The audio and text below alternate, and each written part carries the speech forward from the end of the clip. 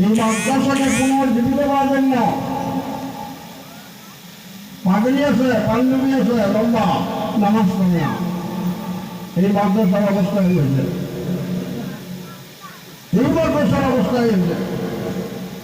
এই জন্য এই মাদ্রাসাকে জিন্দা করা, যে সমস্ত বুঝল এই মাদ্রাসার খুঁটি কেড়ে নিচ্ছে, ওনাদের কি আশা ছিল যে আমরা মারা যাব, এই মাদ্রাসাগুলো চলবে সব আল্লাহ আজাদ থেকে আমরা বাঁচে থাকবো।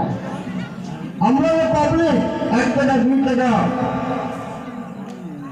100 200 করে ধান দেয় কেন দেয়? ফলো করে আজাদের জন্য, ফলো করে যেটা আল্লাহ জাহান্নামে না দেয়।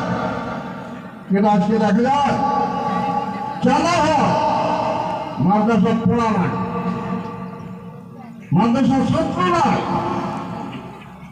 মানে আপনাদের কাছে অনুরোধ করলাম, আমরা সিনিয়র মানুষ হিসেবে, সিনিয়র আলেম হিসেবে, মুরব্বী হিসেবে এই জায়গা পার্শ্ববর্তী মাদ্রাসার মেহরবানি আছে, পার্শ্ববর্তী মেহরবানি ফরমানি আছে,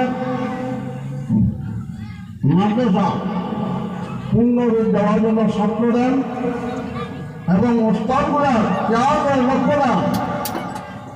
ওস্তাদ খালি কালেকশন করবে না, পড়া করবে, এটা লক্ষ্য রয়ে না।